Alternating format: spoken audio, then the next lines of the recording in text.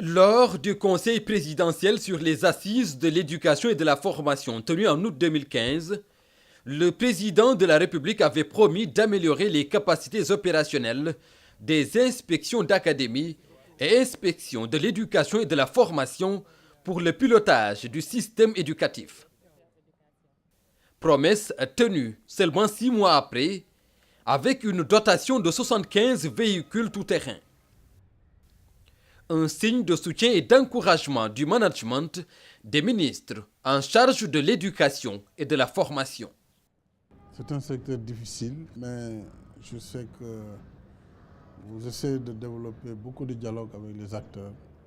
Et là, dans le cadre des concertations, j'avais indiqué la volonté de l'État de renforcer les moyens d'intervention des inspecteurs d'académie et des inspecteurs de l'éducation et de la formation, qui sont vraiment les autorités déconcentrées du ministère et qui sont sur le terrain,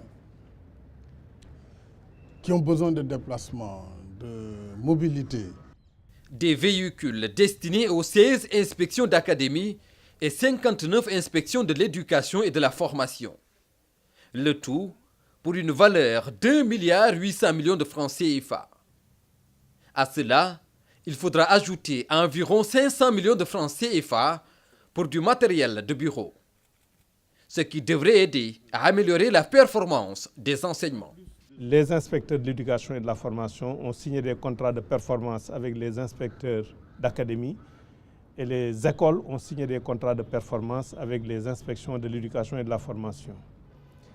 Dans le cadre des orientations que vous avez données pour une gestion axée sur les résultats.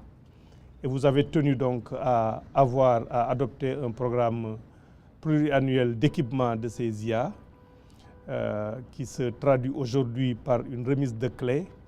Et en plus de ce plan d'équipement en matériel de transport, dont la première phase c'était 2015-2016, il y a aussi un marché de 486 millions qui concerne l'équipement pour le matériel de bureau, matériel de reprographie, matériel informatique, qui vient s'ajouter à ce marché de 1,8 milliard de francs CFA qui concerne ces véhicules et qui doivent permettre d'accroître leur capacité organisationnelle.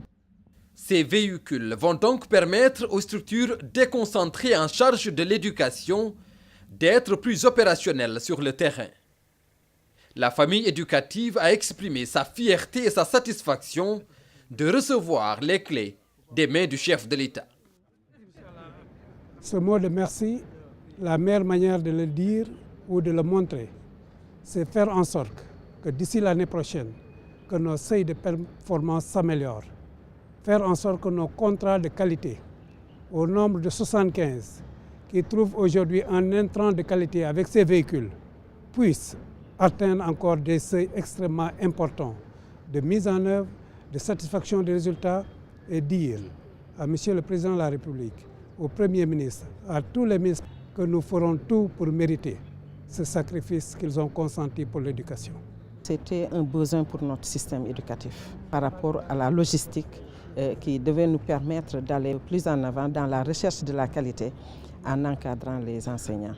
C'est un moyen qui va nous permettre d'aller vers les enseignants, les encadrer et atteindre les objectifs que nous nous sommes fixés. La gestion de ce matériel se fera dans le cadre des orientations données par le président de la République.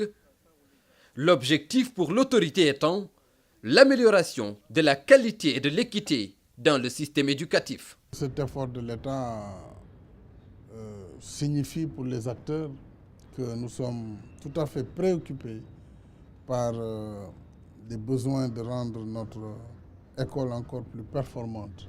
Cela passe naturellement par la mise à disposition de ces autorités, des outils de travail. Vous avez parlé de ces 75 véhicules réalisés en une seule fois, dans un seul exercice, mais aussi de toute la logistique bureautique. Et je pense que là, les enseignants qui ont besoin de voir des inspecteurs pourront voir leurs préoccupations satisfaites.